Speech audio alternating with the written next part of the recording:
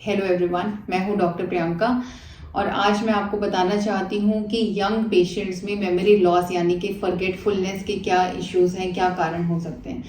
तो यंग लोगों में जो फॉरगेटफुलनेस होती है, जो भूलने की दिक्कत होती है, उसके साथ बहुत सारे पेशेंट्स हमारे पास आते हैं। And as a neurologist it is my job to differentiate कि उनको डिमेंशिया है या उनको कोई और इशू है। तो यंग लोगों में जो मेमोरी लॉस फॉरगेटफुलनेस के मोस्ट कॉमन कॉजेज होते हैं, उनमें सबसे बड़ा कॉज है lack of concentration and multitasking. तो आज की परफेक्शन की भागदौड़ की जिंदगी में बहुत ज़्यादा मल्टीटास्किंग का चलन है कि हम सोच कुछ रहे हैं, हम कर कुछ रहे हैं। तो जब तक आप 100% कॉन्सेंट्रेट नहीं करेंगे on a single task, you will tend to forget it. I will tell you a single example. अगर मैं अपनी कार की कीज को रख रही हूँ एक जगह पर शेल्फ में, शेल्फ के ऊपर, और मैं उस टाइम पे सोच रही हूँ कि आज उस पेशेंट का मैंने एमआरआई देखा था और उसकी क्या फाइंडिंग्स और क्या क्या फाइंडिंग्स थी, या मैं उसके बारे में कुछ भी सोच रही हूँ अबाउट द पेशेंट।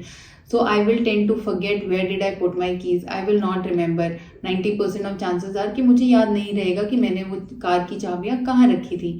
तो ये जो multitasking and lack of concentration है, ये बहुत बड़ा फैक्टर है यूथ में, यंग लोगों में मेमोरी लॉस यानी कि फॉरगेटफुलनेस के इशू का। Secondly stress. तो जब भी स्ट्रेस होता है, स्ट्रेसफुल सिचुएशन में ना सिर्फ स्ट्रेस हार्मोन्स जनरेट होते हैं और बैड इम्पैक्ट डालते हैं बॉडी हेल्थ पे, फिजिकल हेल्थ पे, बल्कि मेंटल हेल्थ पे भी बहुत बड़ा फर्क पड़ता है। थर्डली आपका विटामिन बी 12 डेफिशिएंसी। तो विटामिन बी 12 जरूर चेक कराएं आपको, अगर आपको ऐसा इशू है, क्योंकि विटामिन बी 12 की डेफिशिएंसी, कमी से भी फॉरगेटफुलनेस के सिम्टम्स आ सकते हैं। और ये सेम सिम्टम्स हो सकते हैं कि हम भूल जाते हैं, हमें याद नहीं रहता, हम 2 दिन पहले किसी से मिले थे, हम उसका चेहरा भूल गए। तो ये सिम्टम्स आ सकते हैं। फिर एक बहुत बड़ा बहुत ही इंपॉर्टेंट कॉज होता है हाइपोथायरॉयडिज्म की, थायराइड का इशू। तो अगर आपको थायराइड का इशू है तो be in regular follow up with your doctor.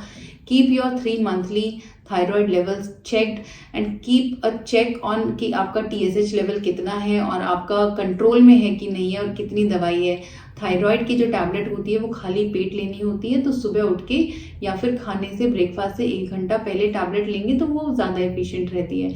तो इन चीज़ों का ज़रूर ध्यान रखना है अगर आप सेम इश्यूज से गुजर रहे हैं। Share this with everybody. Subscribe to my channel सबकी सेहत for more such useful info. Thank you.